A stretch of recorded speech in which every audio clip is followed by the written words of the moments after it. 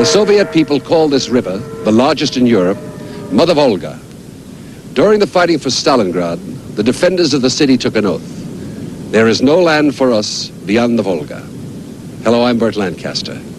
Before the epic battle fought here, few Americans ever heard of the city of Stalingrad. But when the Nazis surrendered to the Soviet army on January 31st, 1943, in the largest military action in history, Stalingrad became a source of inspiration to the Allies in their mutual struggle against Hitler.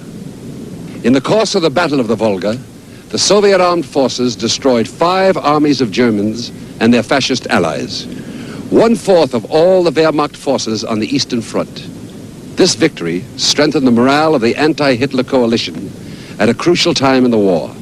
Our story, victory at Stalingrad.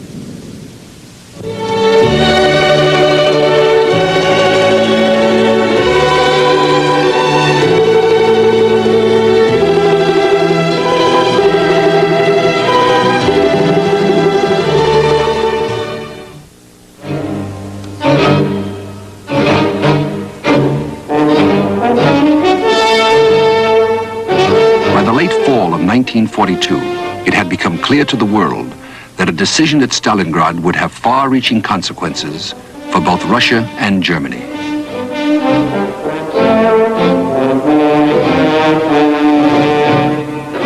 The Red Army soldiers under General Yeremenko had held their shrinking perimeter with extraordinary courage. On the other hand, the Nazis showed no signs of relaxing their pressure.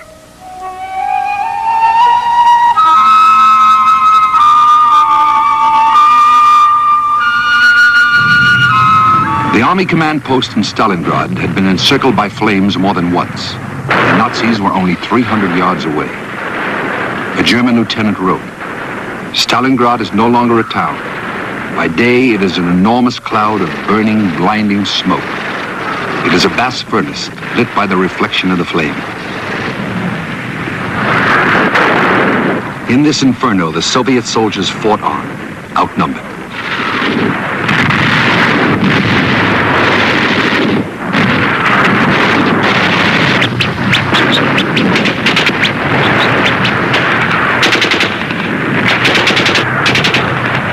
By the time November came, the Soviet troops in Stalingrad had been isolated for 2 months. It was a place that turned a novice into a veteran overnight.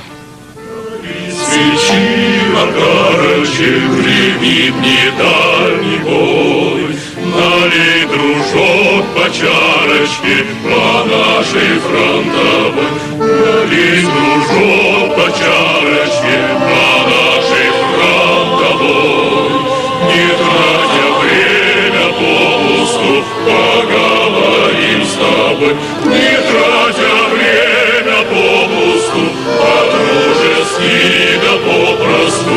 Поговорим с тобой, где елки рассыпаются, где елочки стоят, которым от красавицы гуляют без ребят. Без нас, девчатам, кажется, что месяц сажей мажется и звезды не горят.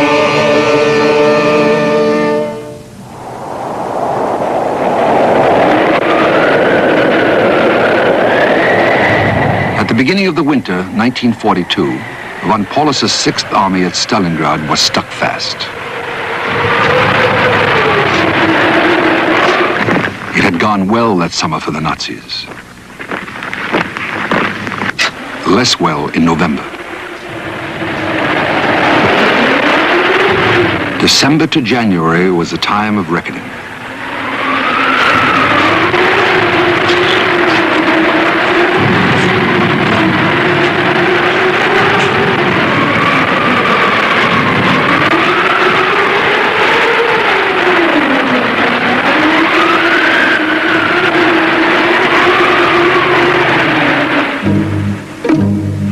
The defenders of Stalingrad had survived assault after massive assault by the Nazis.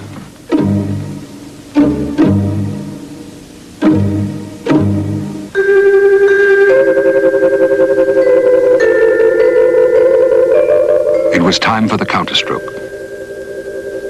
As Supreme Commander, Stalin approved the plan, conceived by Zhukov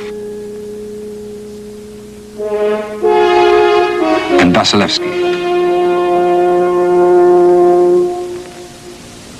in conjunction with Marshal of Artillery, Voronov. The Soviet High Command named it after the planet Uranus.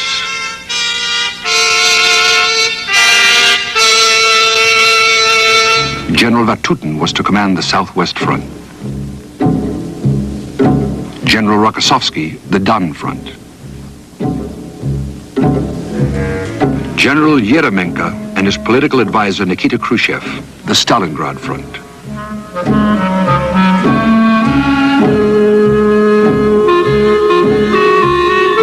In overall control were Zhukov and Vasilevsky. Zhukov had made his preparations without the Germans' knowledge.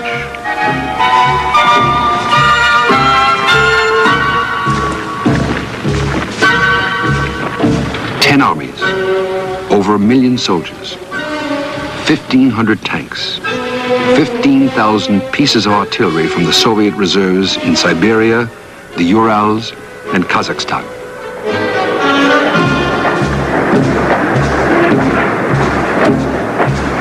Everything had been concentrated without the Nazis' knowledge. The Nazi General Jodl said later, earlier there had been nothing there, but all of a sudden a heavy strike was delivered of decisive importance.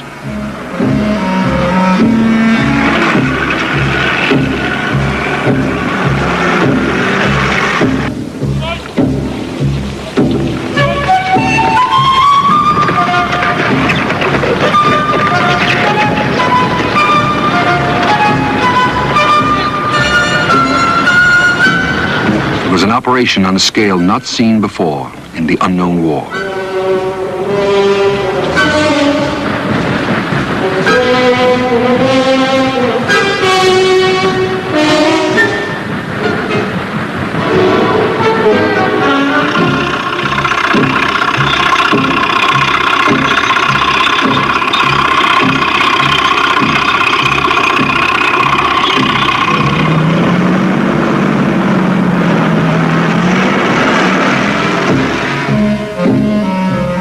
It was a simple concept, a coordinated drive against the Romanian armies on von Paulus's flanks to pin his 6th Army against the Volga.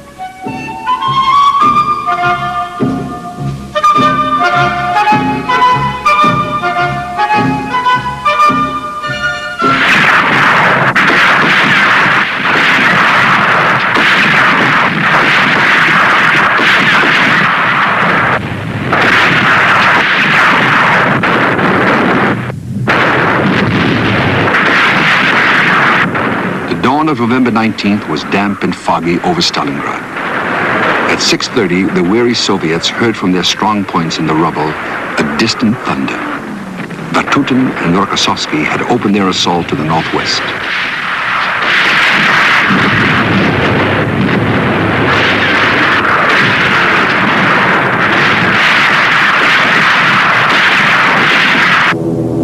The Soviets crashed through the Romanians without pause, forcing a breach 50 miles wide.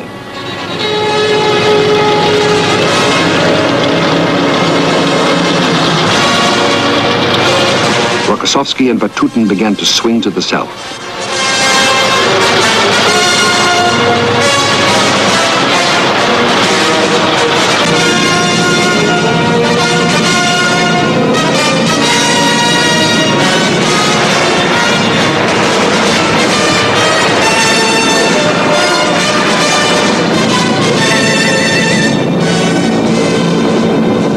Next day, November 20th, Yeremenko's armies lunged forward south of Stalingrad, overwhelming the Nazi defenses and created an opening 30 miles across.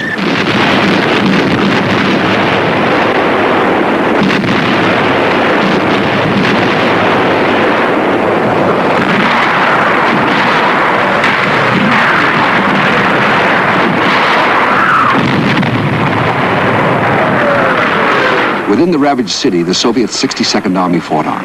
They could hear the guns drawing near, mile by mile. Yard by yard, they reclaimed the ruined buildings they had lost and won and lost again. The unknown war will be back after this. Returns to Survival at Stalingrad.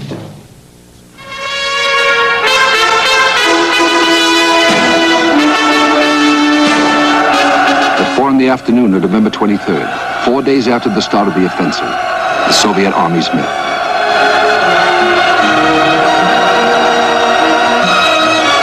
Trapped inside the ring were 22 Nazi divisions, infantry and panzer, 300,000 men. There was no way out for General von Paulus.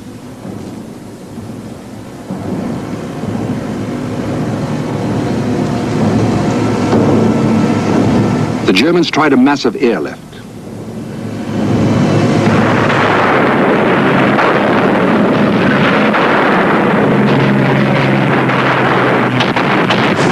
It failed. The Soviets claimed 1,000 Nazi planes shot down.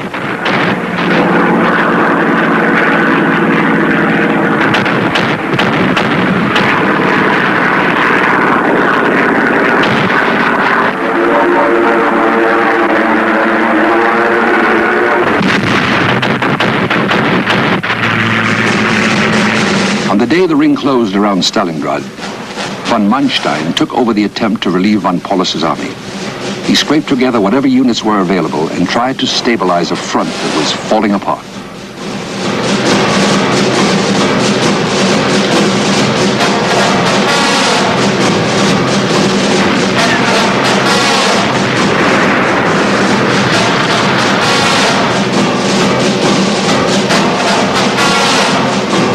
The plan was for a panzer army under General Hoff to drive to the Stalingrad perimeter.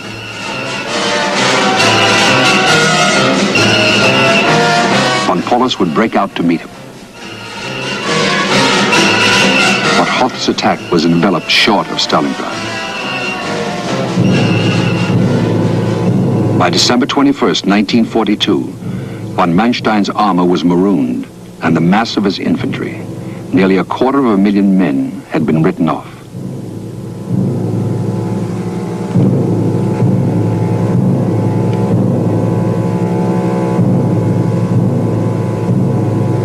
Von Paulus made no attempt to break out of Stalingrad, though his army was the largest single concentration of the Wehrmacht in the east.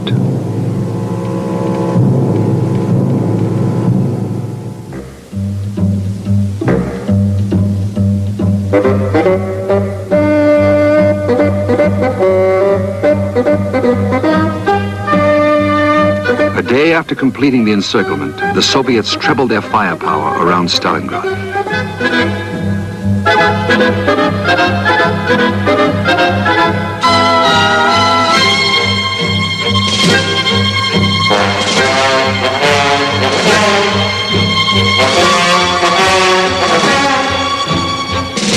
On January 8th, the Soviets made an offer of surrender, guaranteeing life and including permission to wear military honors.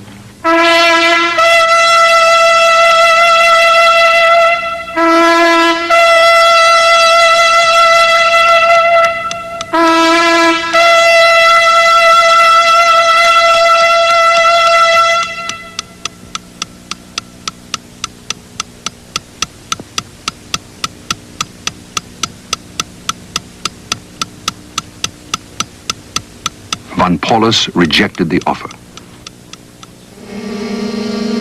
At Christmas time, the Germans in Stalingrad had eaten their horses. They got one slice of bread a day. The daily issue of ammunition was 20 or 30 cartridges a man. The situation of the 6th Army was hopeless.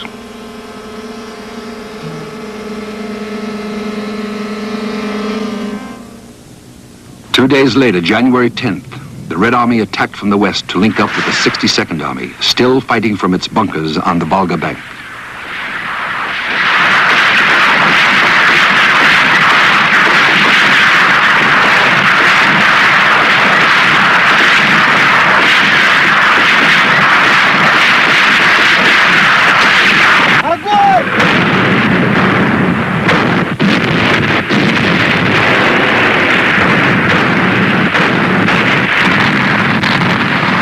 took them some days of intense fighting, of the kind the 62nd Army had been engaged in for months before they reached their comrades.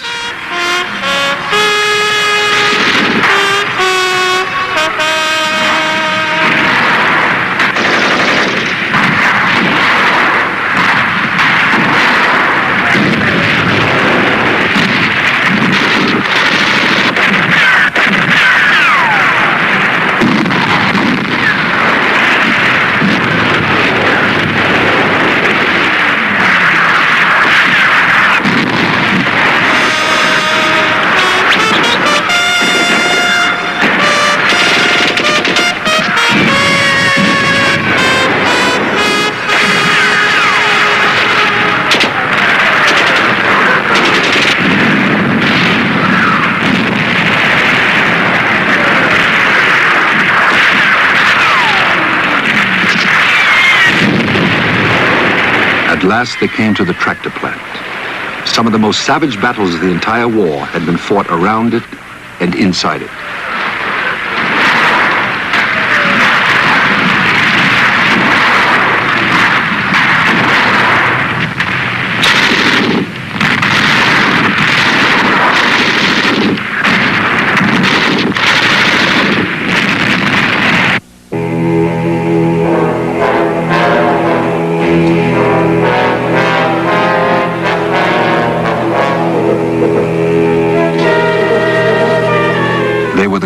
Of the German army. Until this, they had only known the taste of victory. The last phase of the Stalingrad battle had been as bitter as the rest. 2 weeks of hand-to-hand encounters among the fire-blackened stones. It started on the eve of the 10th anniversary of Hitler's regime.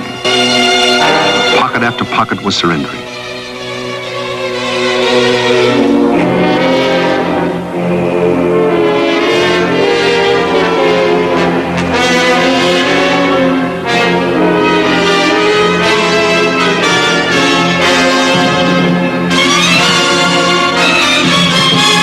General Daniel gave himself up to General Tolbukin.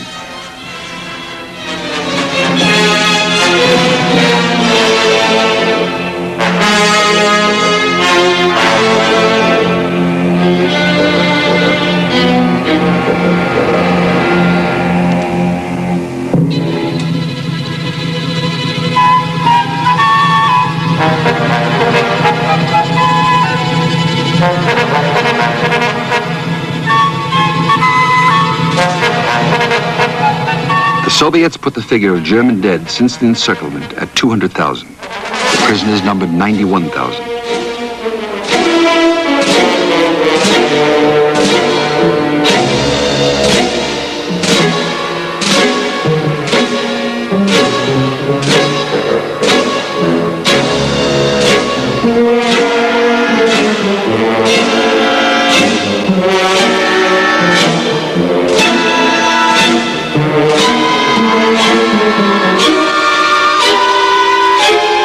No fewer than 24 generals were included, and one field marshal, von Paulus.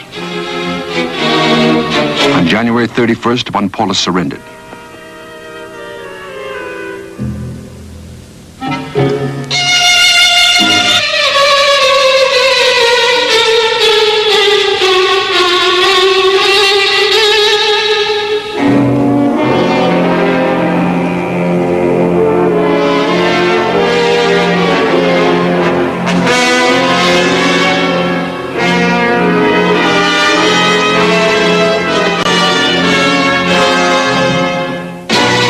The unknown war will continue in a moment. A&E now returns to Survival at Stalingrad.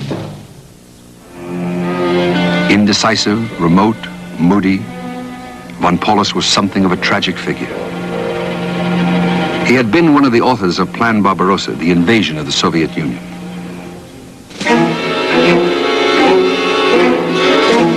At Nuremberg, he testified against fascism and the regime he had served.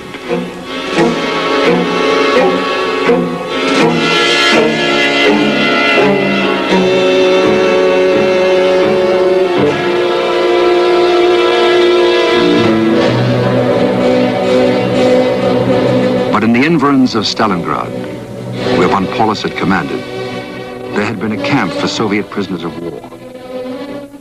When the Red Army liberated it, a survivor said there had been 2,000 in the camp only a few weeks before. Now, only 20 were alive. The rest had died of starvation, sickness, torture.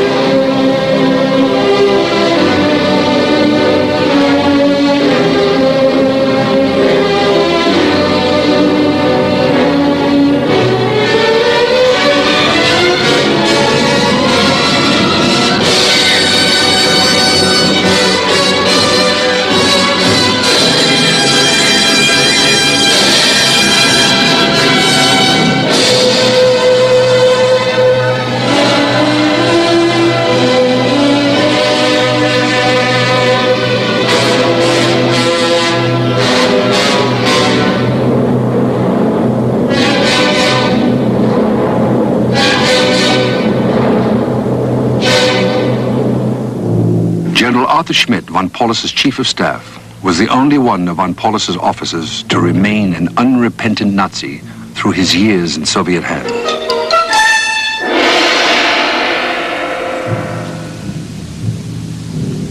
In 1960, by then a prosperous designer in Hamburg, Schmidt still had no regrets.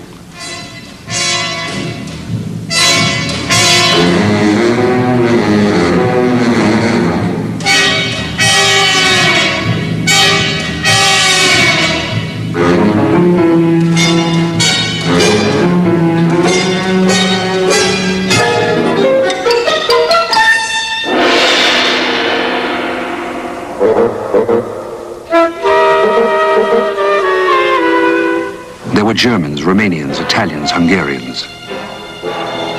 The wreckage of a huge army, tens of thousands of them shambling through the snowdrifts.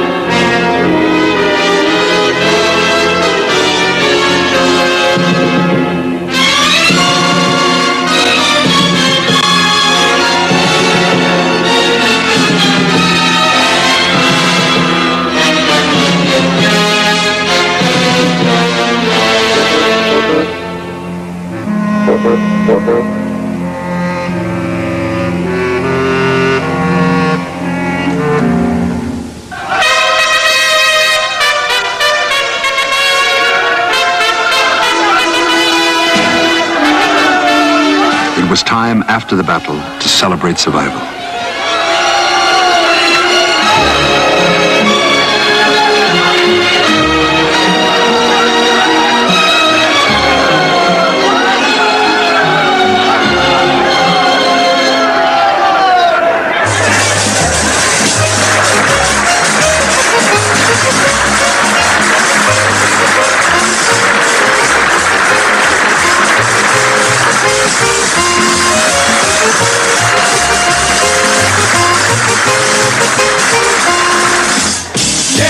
Песня боевая, она солдатский добрый лад. Гвардейская зимая засияла Сталинград.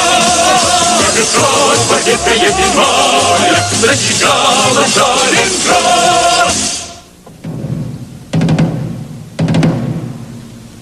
The end of the Stalingrad battle was also observed in Berlin. Like some gigantic firestorm, the battle had sucked into it whatever came near it. 800,000 men had died. Under the Russian Counterstroke, the German armies in the south had only just escaped annihilation.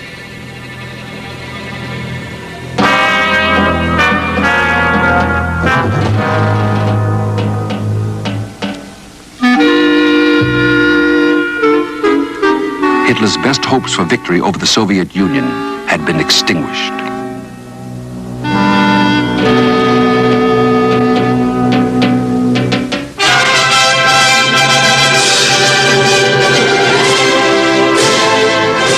Stalingrad itself, they began the long road of recovery.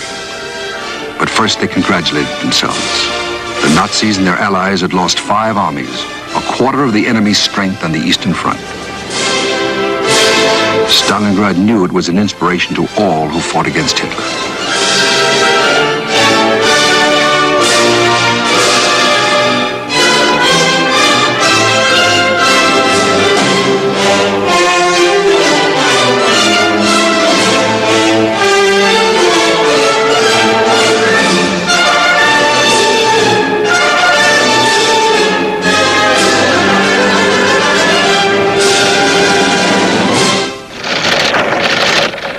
Around the world, the victory was recognized for what it was, a turning point in World War II.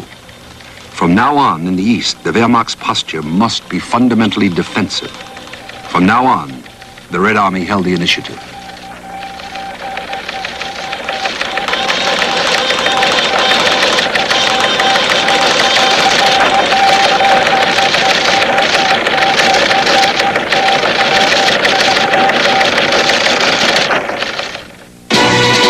The Unknown War will be back after this.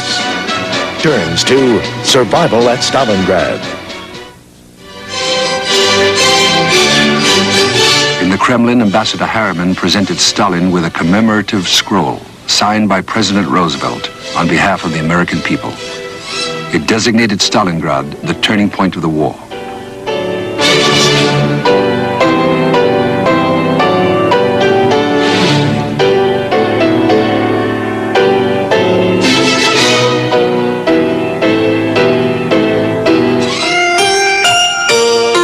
British armorers fashioned a sword of honor, the gift of King George VI to the people of Stalingrad.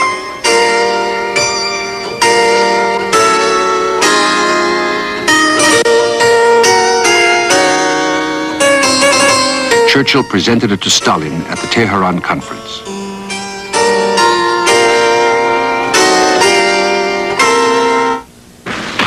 It was given to representatives of Stalingrad by Marshal Bedoni.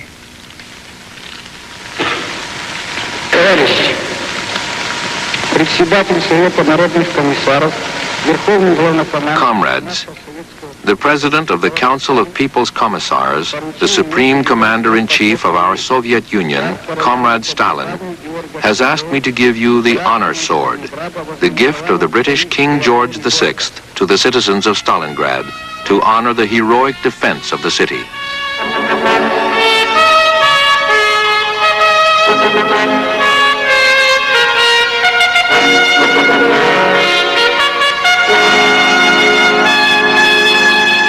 In London, too, they celebrated. Sir Anthony Eden, the Foreign Secretary.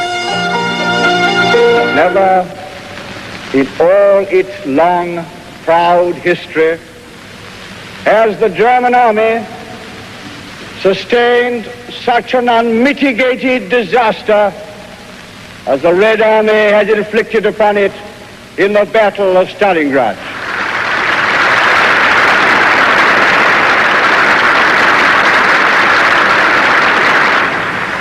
Hitler has been out-generaled, out-maneuvered, and out-fought. And we've had one other additional bit of good news lately, of which I hope you all took careful note. It was with a feeling of deep relief that we all read that Hitler was to continue to control the German war machine.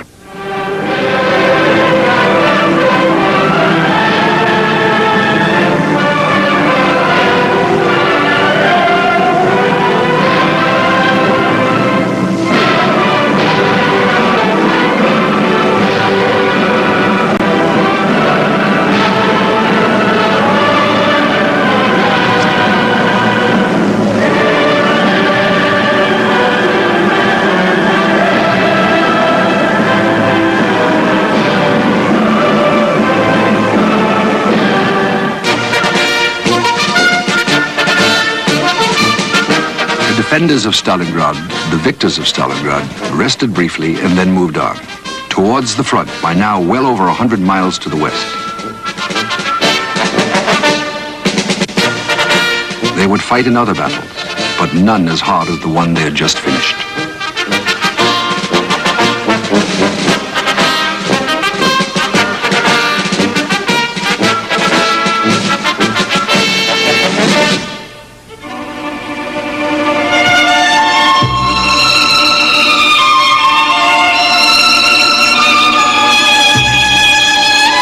It was safe to leave their shelters now. Safe for the civilians to take over the battlefield that had been their homes. There was not much left that was familiar.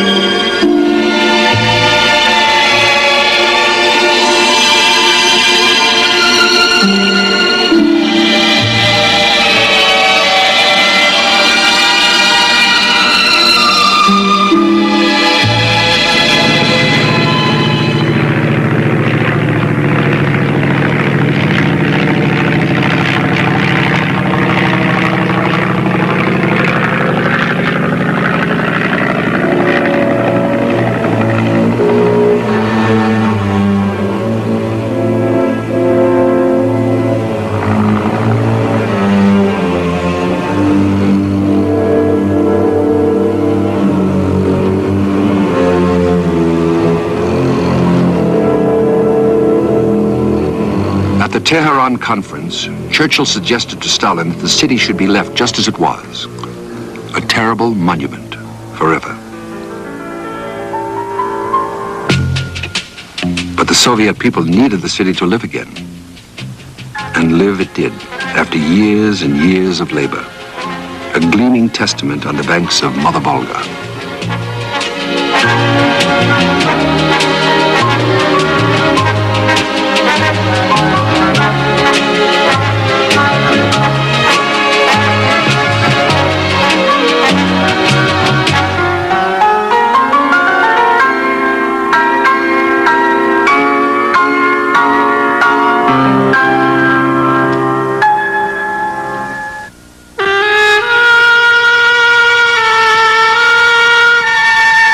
They were the children of war, many without homes, without families, all security stripped from them by the rake of battle.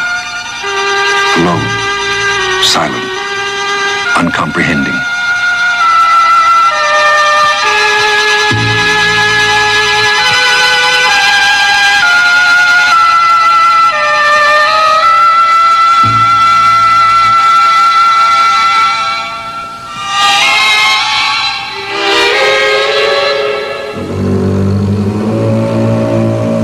Mortal danger everywhere. Mines, booby traps, live ammunition, unexploded bombs. They could not yet begin to clear the debris.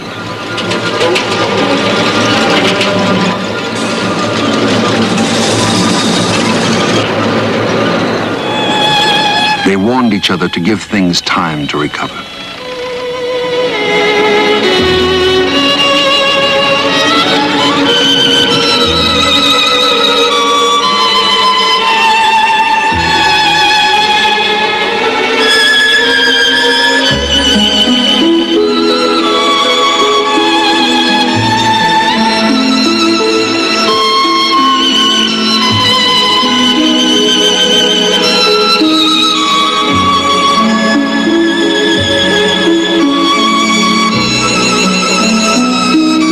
Mother, we're all alive. Gone to Bekatovka. Klava. One of the most important services was the mail.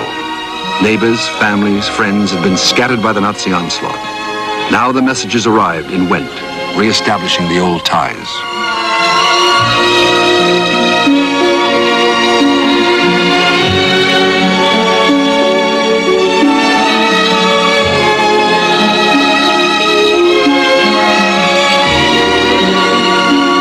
The familiar sounds came back, a voice on the telephone. Radio speakers booming into the streets.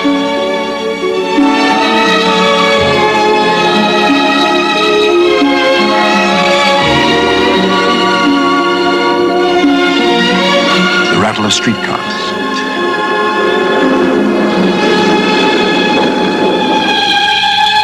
And the clatter of children going to school, or as much school as was left.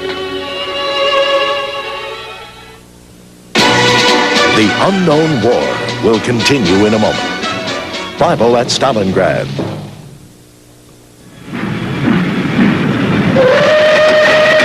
The Nazis would have no further use for this. The Soviets would have a use for it.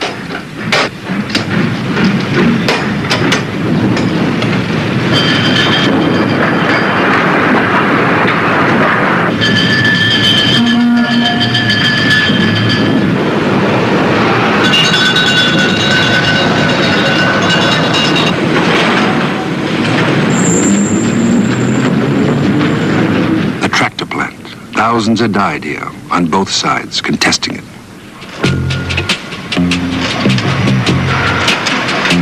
Within months, it had returned to peaceful use. Re-equipped, the plant sent out its first tractors to the newly liberated areas.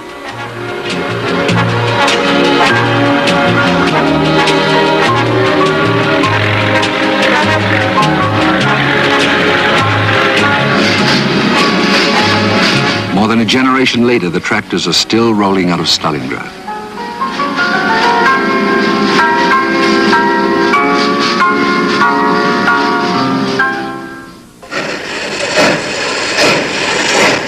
From all over the Soviet Union, aid and comfort poured into Stalingrad. It was as if everyone in Russia felt themselves a citizen of that proud city.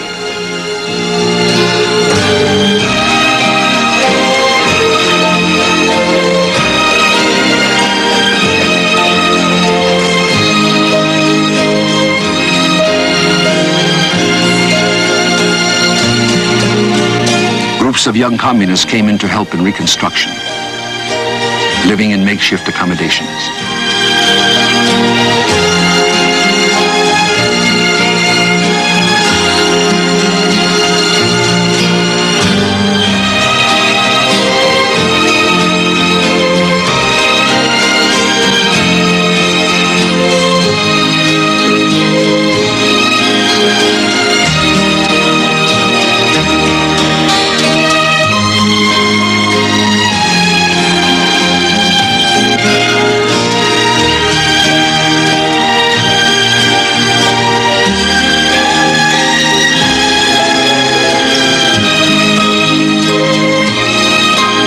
Music came back into people's lives.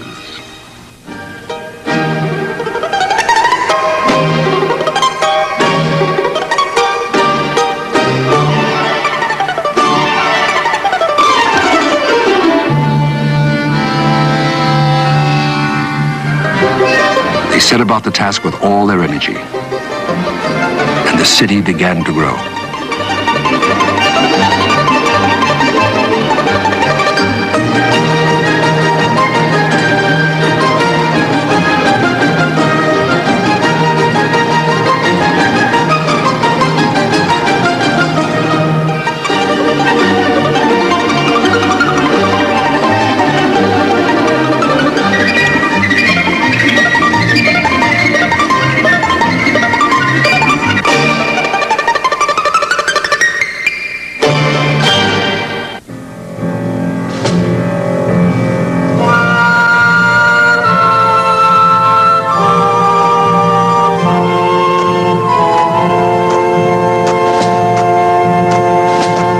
Five years after the Battle of Stalingrad, the Soviet people unveiled their monuments to it.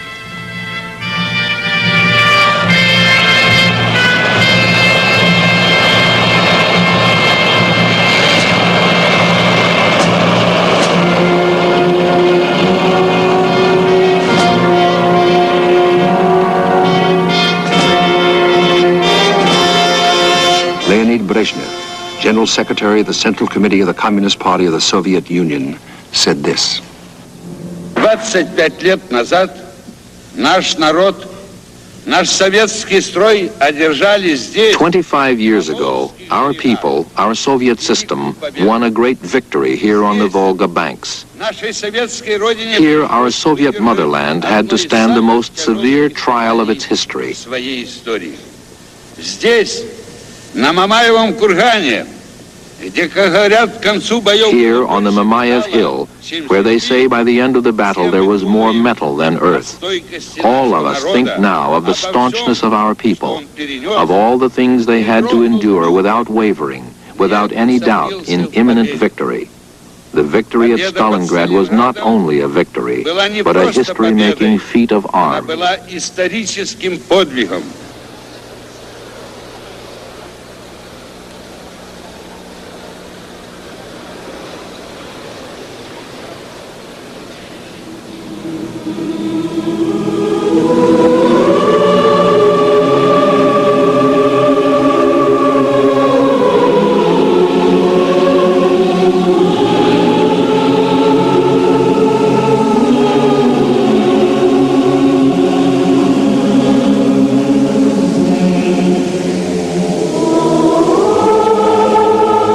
So they remember the people of Russia. The Russian people love flowers and treasure them. Flowers are precious to the Russians. Remembering their dead, they are prodigal with them.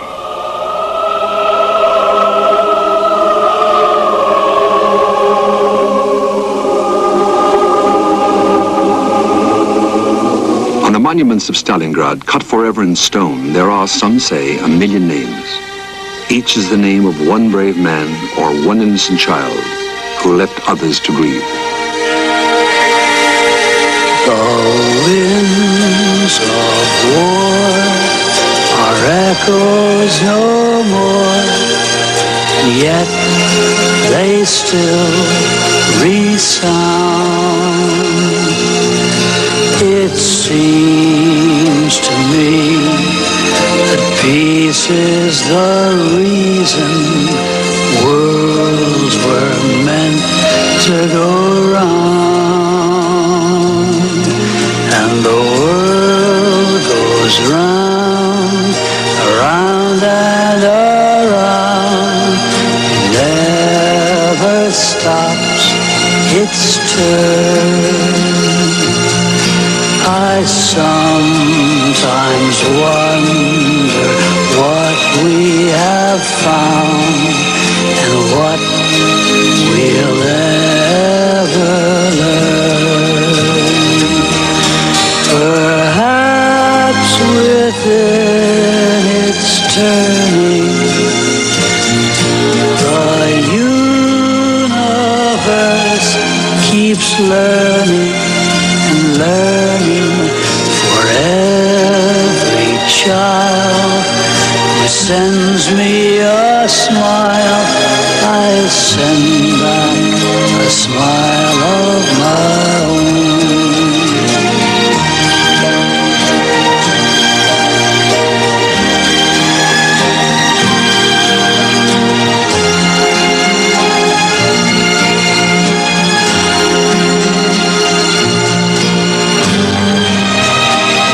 Death came swiftly in Stalingrad. The mourning lasts through the years.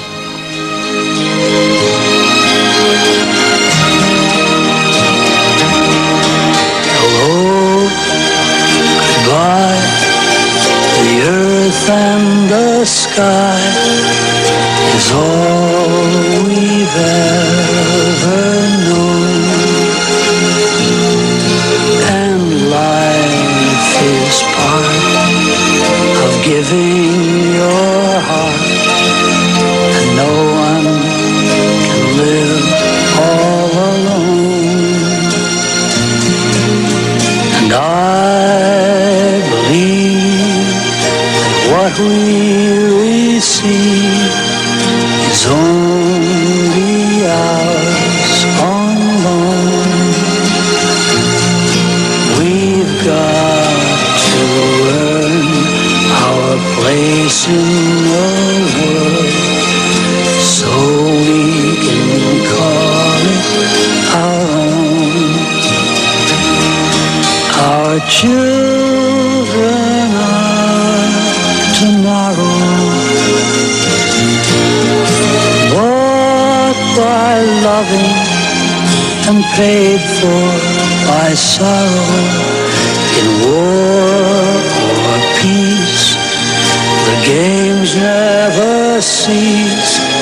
but still we salute the unknown.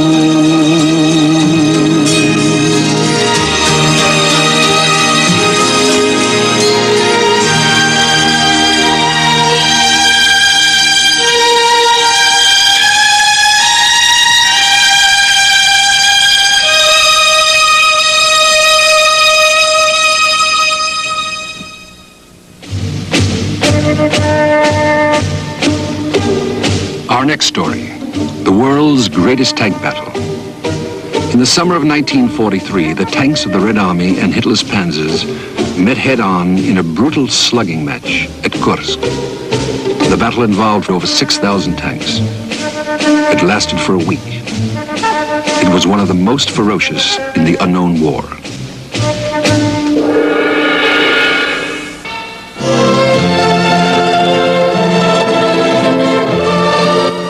Tomorrow, thundering herds of wildebeest brave the dangerous Serengeti for their annual migration on Kingdom of the Sun. Now stay tuned for Cities at War, next on A&E.